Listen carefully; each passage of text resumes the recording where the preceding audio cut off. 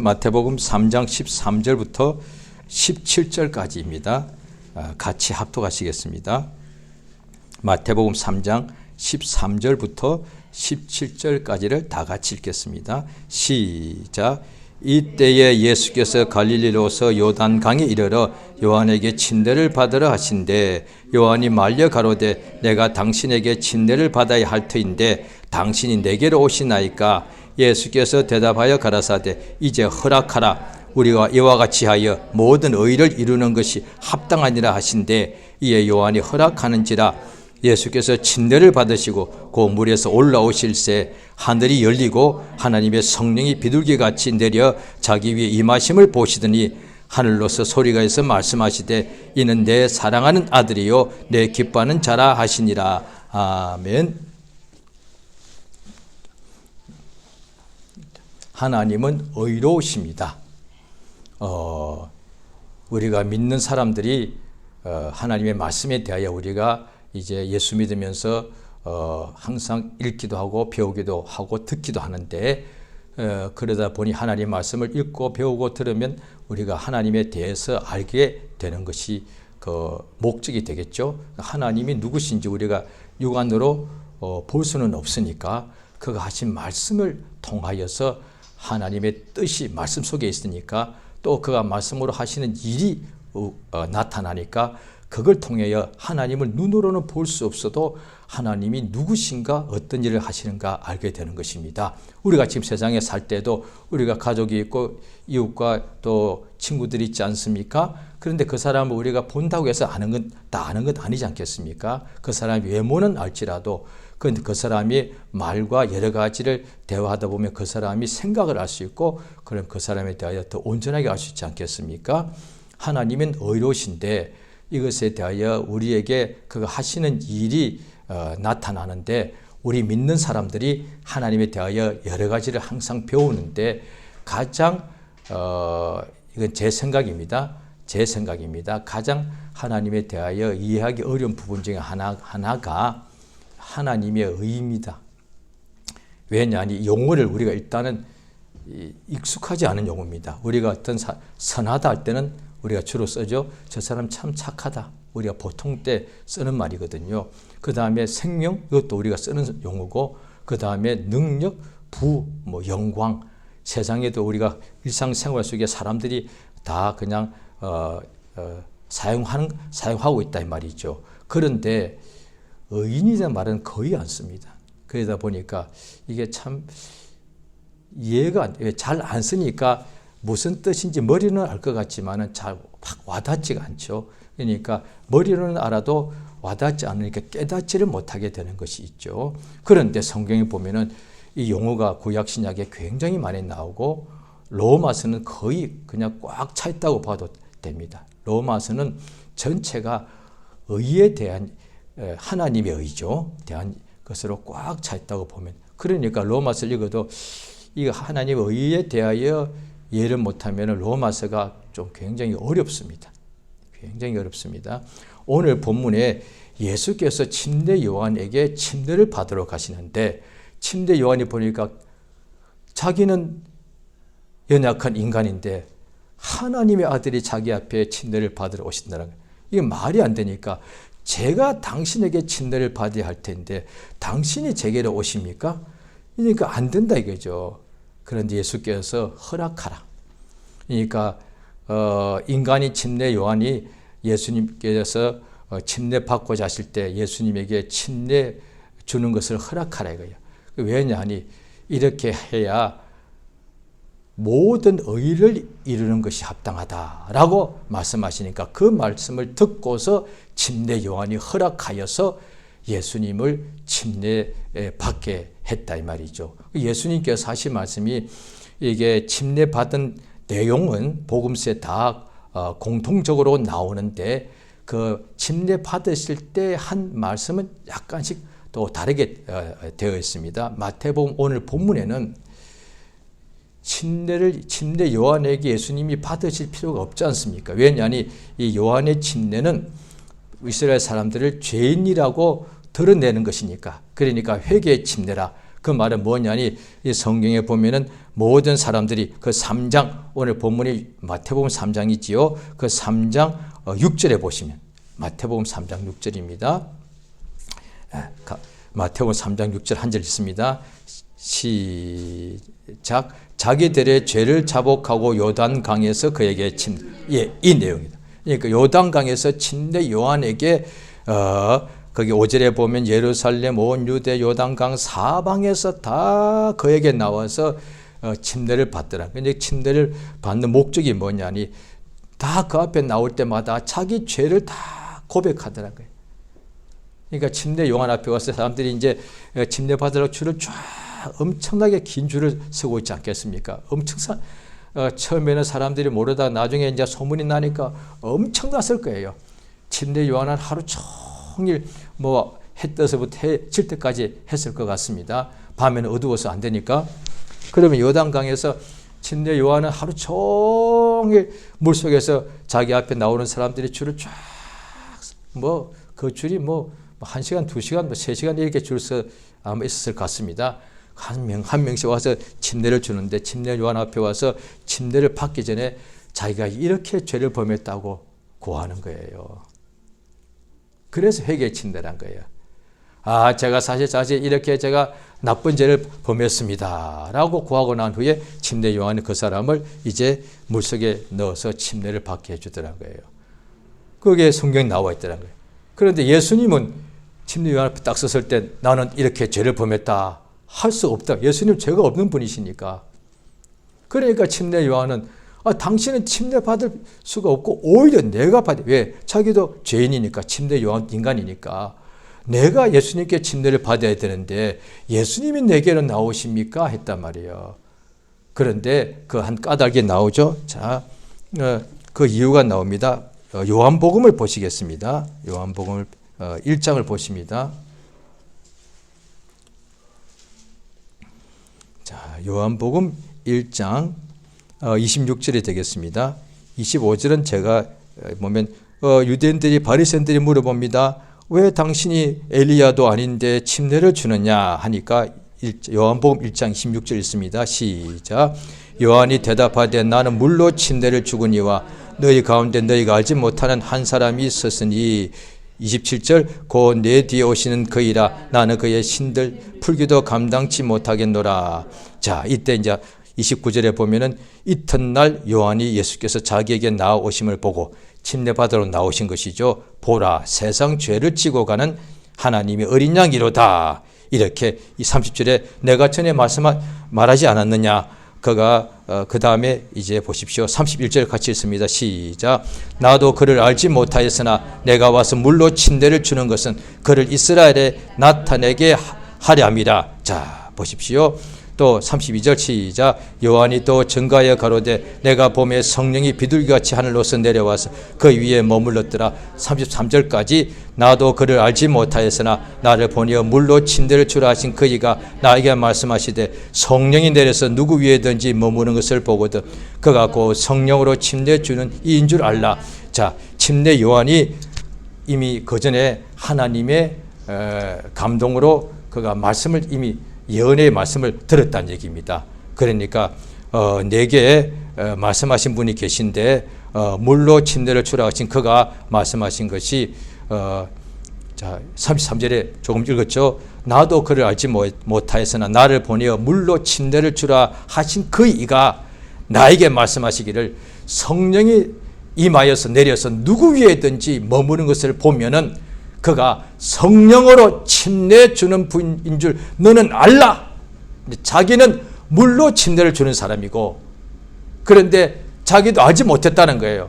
예수님이 자기 앞에 올 때까지 예수의 모친과 침례 요한의 모친이 이렇게 친척입니다. 그래서 예수님이 모친 마리아가 잉태되었을 때에 산중에 있는 엘리사벳 침례 요한의 어머니한테 이렇게 문안하러 가니까 거기도 이미 잉태 못하는 나이 든 제사장의 부인이었는데 성령으로 잉태돼 가지고 그도 또 성령의 감동으로 또 제사장 업무를 아버지가 할 때에 침례 요한이 잉태가 되었죠. 그러니까 성령의 충만을 받았죠. 그래서 이렇게 잉태할 수 없는 또 아버지와 어머니를 통해서 잉태가 되었고 그 잉태 6개월 된 태중의 아이가 마리아가 오니까 성령에 감동되어서 내 주의 모친이 내게 나오심을 내게 어쩐 일입니까 했단 말이죠. 그 후에 30년 세월이 흘렀단 말이죠.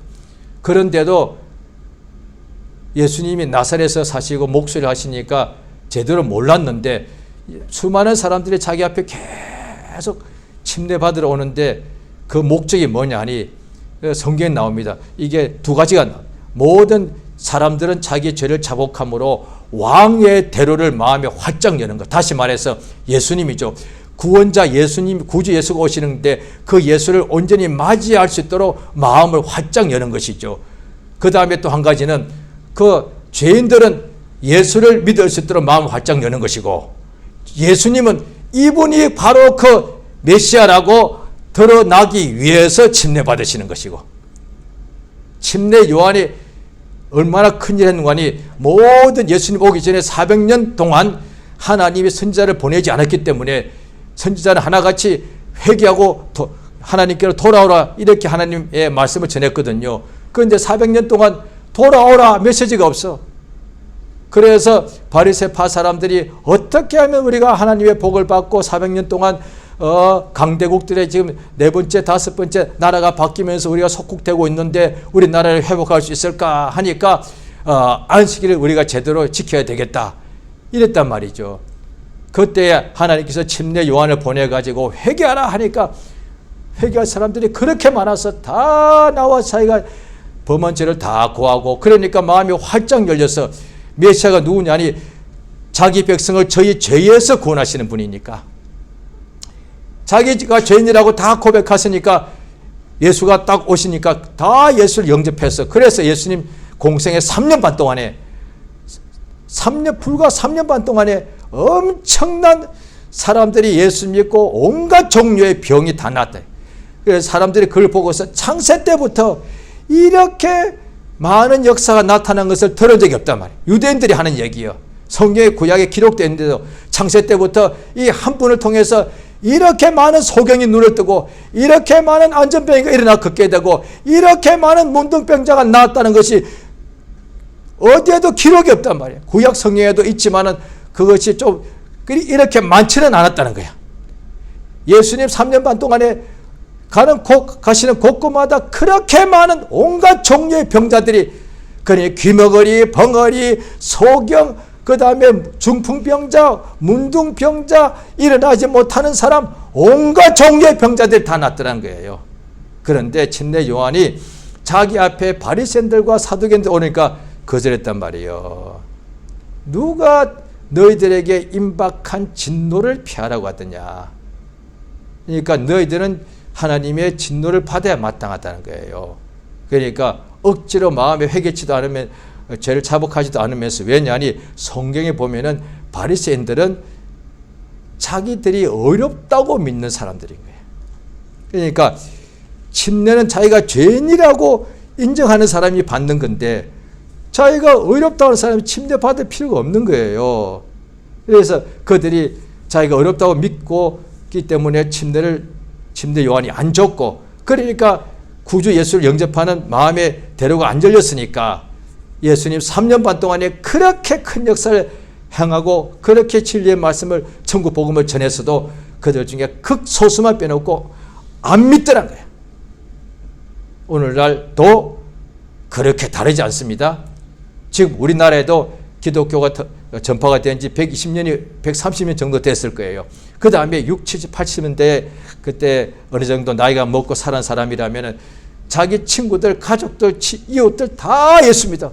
왜? 3분의 1이면 사실 거의 다. 왜냐하면 그렇게 엄청난 역사가 나타나시니까. 그러면 다 100% 믿을 것 같지만은 아니다. 아니다. 그래요. 그때 저도 기억납니다. 제가 먼저 믿기 전에 그들의 전도받을 때 당신 믿고 나는 필요 없다 그랬고 또 나중에 제가 또 믿고 난 후에 제 이웃들에게 복음을 전했을 때에 어떤 사람은 받아들이는데 어떤 사람은 그건 너나 믿어. 나는 필요 없어. 이런 사람이 많다는 거예요.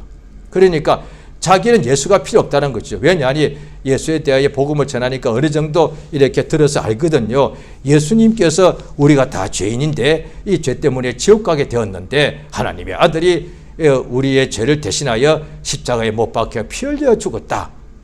그래서 그거 믿으면 우리는 이제 지옥 가지 않고 영생을 얻는다는 거 아니겠느냐? 그걸 다 들어서 알더라고요. 그래서 당신은 죄가 많으니까 예수 믿어 천국 가. 나는 내가 왜 지옥 가? 그러니까 자기는 그렇게 죄가 많다고 생각지 않은 거예요. 그러니까 자기는 어렵다고 생각하는 거예요. 그런 죄인들이 지옥 가면, 천국 가면 나는 천국 안 가. 왜? 나는 법 없이도 살았는데. 이렇게 했단 말이죠.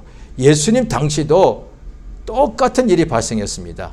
자, 오늘 예수님 말씀하셨음에 왜 예수님을 침례받은 증관이 이렇게 해서 모든 의를 이루는 것이 합당하다. 이렇게 말씀. 그러니까 이때의 모든 의라는 것은 하나님의 의를 말하는 것이죠. 사람의 의가 아니고. 자, 성경에 보면은 하나님의 의가 세상에 나타나는데, 자, 로마서 우리 한 3장을 보시겠습니다.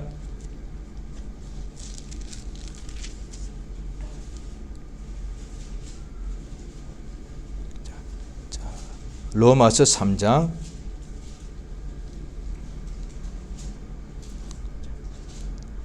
자 9절 10절 3장 10절만 읽겠습니다. 시작. 기록한 바 의인은 없나니 하나도 없다. 자, 이 의인에 대하여 말하는 로마서에 나오는데요. 자, 보십시오. 3장 4절입니다. 시작. 그럴 수 없느니라. 사람은 다 거짓되되 오직 하나님은 참되시다 할지어다. 기록된 바 주께서 주의 말씀이 어렵다 하심을 얻으시고 판단하실 때 이기려 하심이니라. 예. 자, 5절에 그러나 무슨 불의가 하나님의 의를 드러나게 하며 무슨 말 하리요? 내가 사람의 말한 대로 말하노니 진노를 내리시는 하나님이 불의하시냐.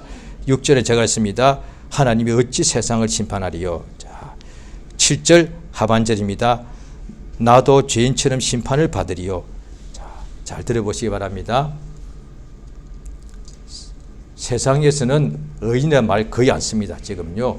그래서 제가 기억하기로 아주 10여 년 전에, 10년도 더 됐죠. 한 20년 전에 한국의 유학생이 이웃나라 일본의 동경에서 전철로 타고 가려고 하다가 어떤 사람이 갑자기 선로에 떨어진 것을 보고 그 사람을 살려주기 위해서 다른 사람은 가만히 있는데 그 사람은 일본 사람 아니겠어요? 그 한국의 젊은 유학생이 그 혼자서 철로길로 뛰어내려서 그 사람을 올리고 살려주고 들어오는 지하철에 아마 그가 이제 목숨 잃었단 말이죠.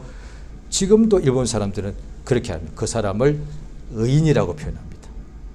이럴 때 쓰는 표현이 의인입니다. 그러니까 우리가 보통 선하다는 표현을 잘 씁니다. 그런데 우리가 의인이라고는 세상에서는 거의 안 씁니다. 의인은 이를테면 한국어로 치면은 안중근 의사, 그러니까 의자 쓰거든요. 그런 사람을 의인이라고. 그렇기 때문에 지금 우리나라에 사람이 한 5천만 명 넘는다는데 의인이 지금도 우리가 보통 쓸 때에 한 명도 없을 수 있단 말이죠. 사람들이 말하는 그런 식의 의라면 누굴 대신에 지금 자기 목숨을 내놓는 사람, 이런 사람을 세상에서는 어렵다 하거든. 의인이라고. 따라서 이 의인이라는 용어가 거의 안 쓴다니까요. 그러니까 이건 참 이게 성경에 보면 제일 많이 인간에서 나오는 용어 중에 하나가 죄인이냐 의인이냐거든요. 이건 성경에 나오는 용어라고요. 성경에서 물론 선인도 나오는데 성경에서 말하는 것은 죄인의 반대 말은 의인입니다. 선인이 아니라. 왜 사람이 착한 사람 많잖아요. 그런데 아이도 어린애도 얼마나 착합니까? 그런데 그 아기도 엄마의 태중에서 죄중에 잉태되고 태어났기 때문에 그 착한 아기도 죄인이라니까요. 그러니까 선하다는 거하고 이건 의인하고는 이게 다른 겁니다. 그래서 우리 중에 의인이 있느냐? 2000년 전이나 지금이나 앞으로의 세월이 2000년 동안 더 세상에 있다 할지라도 인간 속에는 의인이 없다. 하나도 없다. 유대인의 혈통을 가지고 태어난 사람도 왕의 혈통을 태어나도 세상에서 머리가 가장 비상한 사람도 가장 장수해도 가장 착한 일을 많이 해도 의인은 한 명도 없다. 다 죄인이다. 그래서 로마서 조금 전에 3장 읽었습니다. 죄인은 어떻게 되느냐? 심판을 받습니다. 굉장히 중요합니다. 요한복음 16장에 예수께서 성령에 대하여 말씀해 주실 때에 16장에는 그가 오시면은 책망하시는데 뭐에 대하여? 죄에 대하여, 의에 대하여, 심판에 대하여 책망하신다. 죄, 의, 심판, 이건 딱 하나로 연결되는 이 용어입니다. 다 심판대 앞에 서는데, 그래도 우리가 성경 곳곳에 보면 나옵니다. 심판은 의로운 심판입니다. 하나님이 그때 재판하실 때에 마지막에 다 심판하시는데 그 심판이 선한 심판, 그러면 하나님 이렇게 이 뜻이 됩니다. 하나님이 선한 심판하시면은 의로운 심판이어야 됩니다. 성경에는 그렇게 나와 있어요. 선한 심판하시면 어떻게 되느냐? 주님, 제가 심판 딱 받을 때, 주님, 저 하시잖아요. 저 믿은 지 한 40년 됐고요. 저 나름대로 열심히 산다고 살았고 예배도 한 번도 안 빠졌거든요. 주님이 저에 대해서 심판하시려다가 그렇지, 내 뜻 통과. 이게 이렇게 됩니다. 이게 주님, 저 사람 예수 믿은 지 얼마 안 됐다가 그냥 갑자기 세상 떠났는데 저 사람도 상을 줘야죠. 그렇지, 너도 상 받으라. 그 다음에 또 저 사람은 어떻게 해요, 주님? 이렇게 하나님께서 자비하신 마음과 선하신 마음으로 심판하면은 제대로 심판이 안 된다. 그래서 성경에 보면은 구약이나 신약에 많이 나오면 특히 마지막에 갈수록 의로운 재판장, 심판하실 때에, 그러니까 하나님은 의에 심판하십니다. 그러니까 심판이 옳다면 그 심판의 자리에서 또 시편에 보면 하나님의 보좌의 기초가 의라고 되어 있고, 하나님께서 그 심판 자리에 앉는 까닭은 바로 보좌에 앉는 까닭은 심판을 위해서라고 성경에 되어 있습니다. 그러니까 하늘에서 범죄한 천사들도 마귀죠. 악의 영도 심판하셔야 되고, 그 다음에 그것에 속아서 예수 믿지 않고 산 사람이 이 땅에서 선하고 착한 일을 살고 했을지라도, 그러나 하나님 앞에 설 때는 죄에 대하여, 의에 대하여 심판하신다는 거예요. 그래서 예수님 말씀하실 때에 마지막에 보면은, 자, 성경을 한번 보시겠습니다. 마태복음 13장입니다.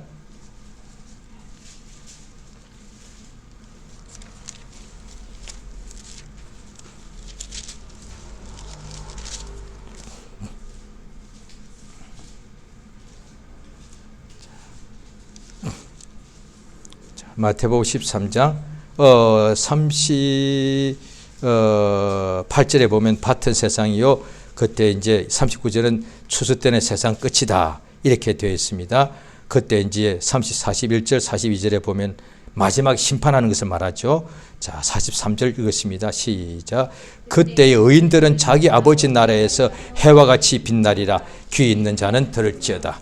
그러니까 의인들은 해와 같이 빛난다는 거예요. 자, 마태복음 25장 보십니다.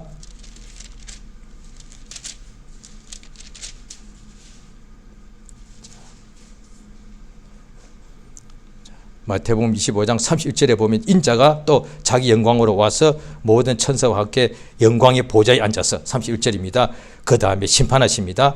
그 심판하는 내용이 쭉 나와 있습니다. 그럴 때 내가 줄일 때 목마를 때 이렇게 먹게 하였고 먹게 하지 않았다 이렇게 말씀하신 것이 나옵니다. 자, 보십시오. 거기에 46절 읽었습니다. 46절 25장 46절입니다. 시작. 저희는 영벌에 의인들은 영생에 들어가리라. 예, 여기에 보면은 염소들은 이것은 죄인들이죠. 그러니까 영벌에, 그 다음에 양들은 의인들을 말합니다. 영생에 들어갈 것이다. 그러니까 예수께서 마지막 심판 때에는 죄인과 의인을 완전히 구분하신다는 거예요. 의인은 영생에 들어가고 의인은 자기 아버지 나라에서 해와 같이 빛나고, 또 바울 선생이 이렇게 자기가 이제 죽을 때 가까웠을 때 이렇게 합니다. 내 앞에 의의 멸관이 기다리고 있다. 그러니까 하나님은 보시고 우리 인간은 다 죄인인데, 그러므로 다 심판받아야 되는데, 다 멸망당하는데, 그런데 하나님께서 우리를 불쌍히 여기셔서 우리가 의가 있으면 영생에 들어가는데 인간에게는 없으니까 하나님께서 우리에게 하나님의 의를 선물로 주시더란 거예요. 예수가 땅에 오신 까닭이 뭐냐? 하나님의 의를 이루기 위해서란 거예요. 요한복음 16장에 의에 대하여 책망하시는데 의에 대하여라면 무엇이냐? 내가 아버지께로 가니 다시는 나를 보지 못한다. 예수가 하나님의 의란 거예요. 자, 그것을 알 수 있습니다. 또 우리 한번 보시겠습니다. 고린도 후서 5장 보십니다.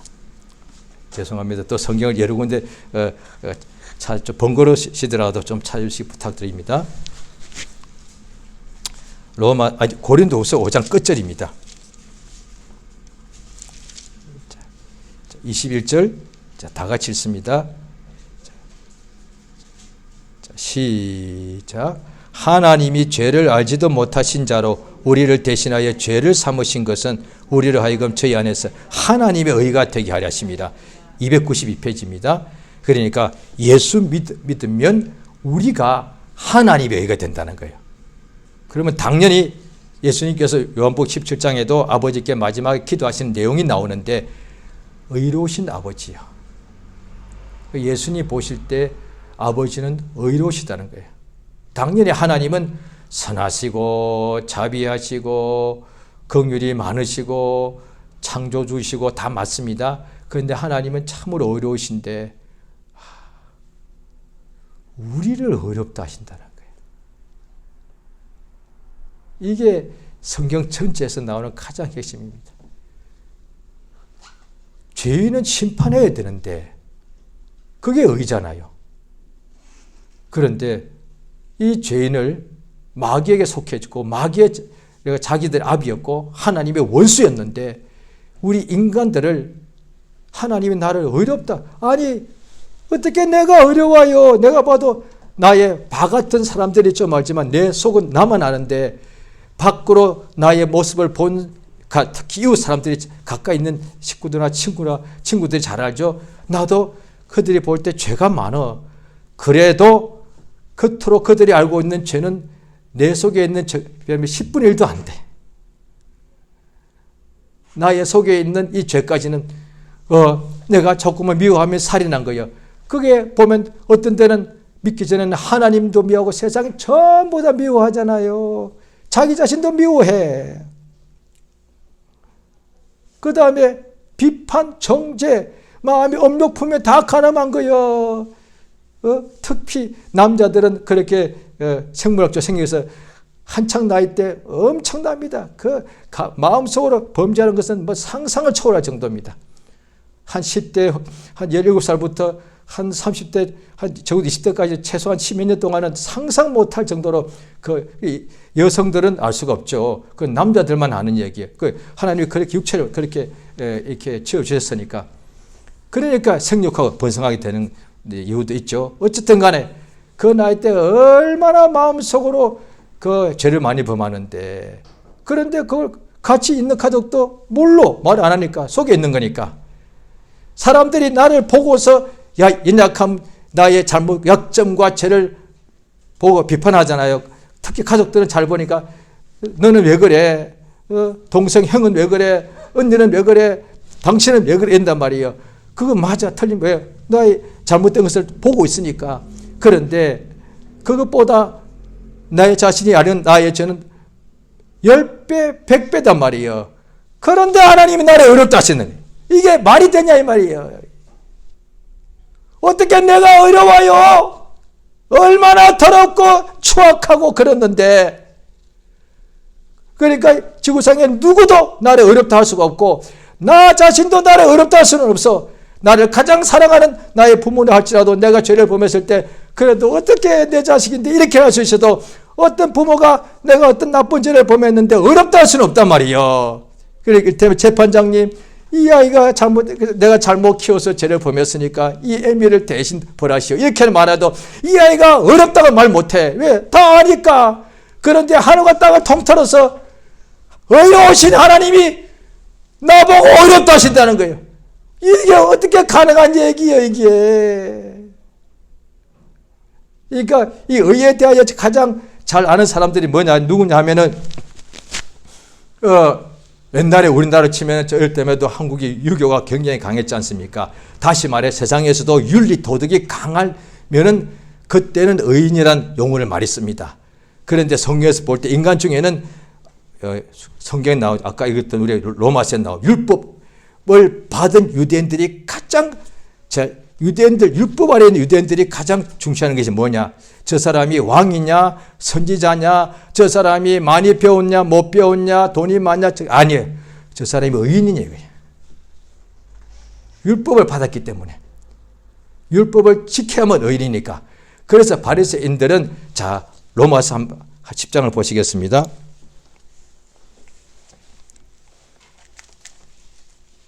로마서 10장입니다.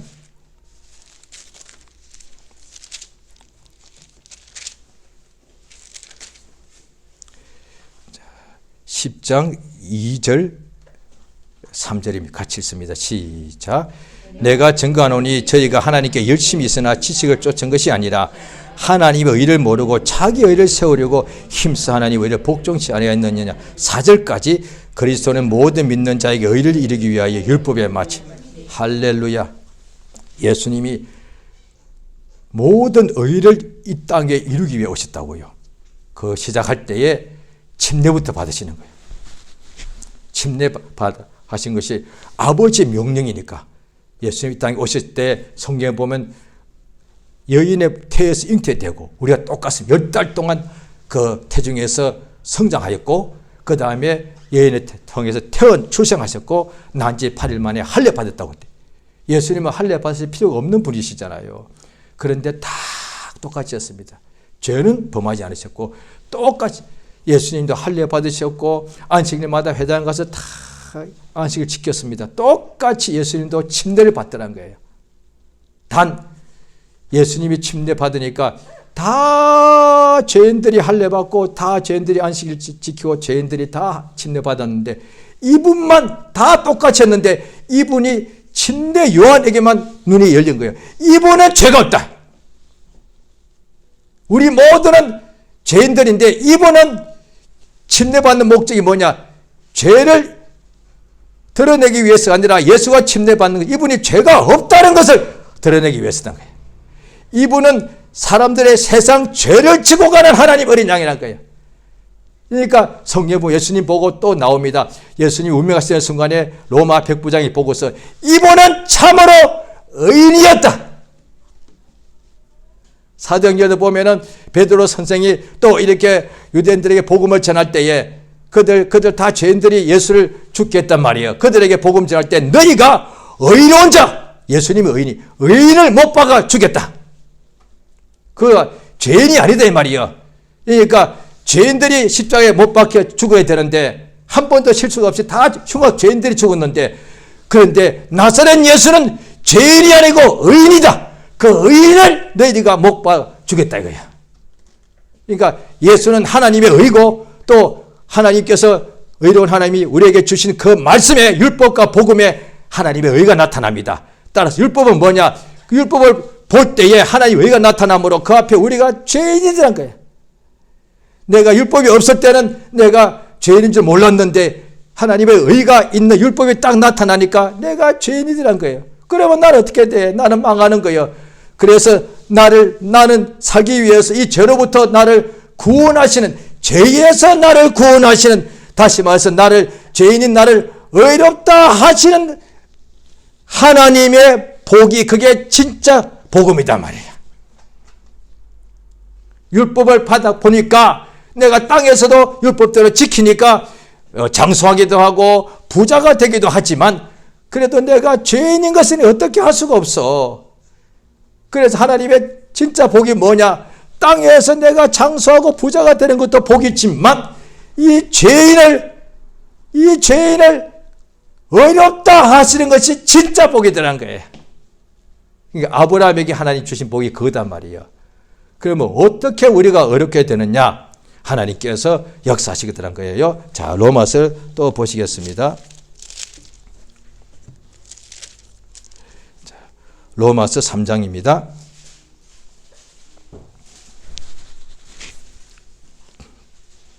자, 로마서 3장 21절 시작. 이제는 율법 외에 하나님의 한 의가 나타났으니 율법과 선지자들에게 증거를 받은 것이라. 22절까지 고 예수 그리스도를 믿음으로 말미암아 모든 믿는 자에게 미치는 하나님의 의인이 차별이 없느니라. 예. 자, 보십시오. 이제 믿음으로만 의롭게 되는데, 그래서 그 밑에 몇 줄 뒤에 보시면은, 자, 26절입니다. 26절, 25절. 시작. 이 예수를 하나님이 그의 피로 인하여 믿음으로 말미암는 화목 제물을 세우셨으니 이는 하나님께서 길이 참으시는 중에 전에 지은 죄를 간과하심으로 자기의 의로우심을 나타내려 하심이니. 26절까지요. 곧 이때에 자기의 의로우심을 나타내사 자기도 의로우시며 또한 예수 믿는 자를 의롭다 하시며. 이게 그러니까 하나님이 의로우신데 죄인을 심판해 그 하나님의 당연히 의로우신 것이 맞다 이 말이에요. 그건 다 알고 있는 거예요. 왜? 재판장은 죄와 의를 심판하는 일을 하는 것이니까. 법은 죄인을 심판하기 위하여 있는 것이 법이니까. 그러면 그 법이 어렵고 재판장의 판결이 어렵다 이 말이에요. 그러면 우리 하나님은 의로우시기 때문에 죄인은 범죄한 천사는 용서치 않고 반드시 영원한 멸망 지옥에 가야 되는데, 그와 같이 우리도 죄인들이 다 멸망당해야 되는데, 그 의로우신 하나님이 죄인을 심판하는 것도 의의 판결이 맞는데 이 죄인들을 의롭다 하심으로 이게 진짜 하나님의 의로우심을 나타낸다는 거예요. 하나님이 얼마나 의로우신가.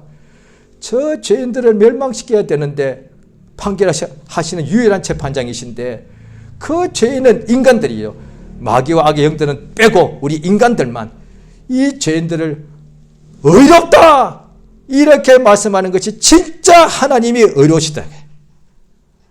율법 아래에 있는 유대인들은 어떻게 생각하냐. 하나님은 의로우시다 할 때 내가 죄범하면 나가 형벌 받잖아. 이게 하나님의 의여. 그런데 예수 믿는 우리들은 하나님이 얼마큼 의로우시냐. 나봐.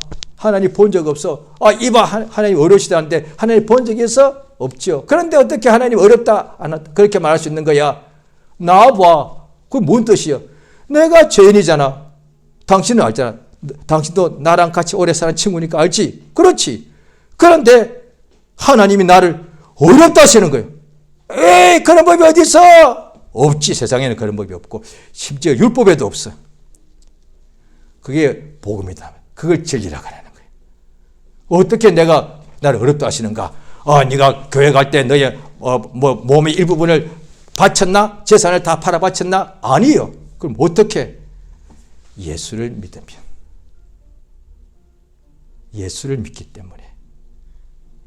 예수 믿으면 우리를 어렵다 하시는 거예요. 따라서 오늘날 우리가 이제 야고보서에도 나옵니다. 하나님께 우리 믿는 사람들 다 기도하고 있는데 신약 성경은 거의 다가 로마서부터는 다 이미 믿는 사람에 대해서 기록한 것이거든요. 로마에 믿는 사람들, 고린도 교회에 믿는 사람들. 그런데 믿는 사람들이 기도는 열심히 하죠. 그런데 야고보 선생이 1장부터 보면은 우리가 많이 기도하지 않느냐. 그런데 왜 응답이 없다 보니까 왜 이러십니까? 한다는 거예요. 우리가 응답 못 받는 것은 잘못 구하기 때문이다. 자기 욕심 때문에.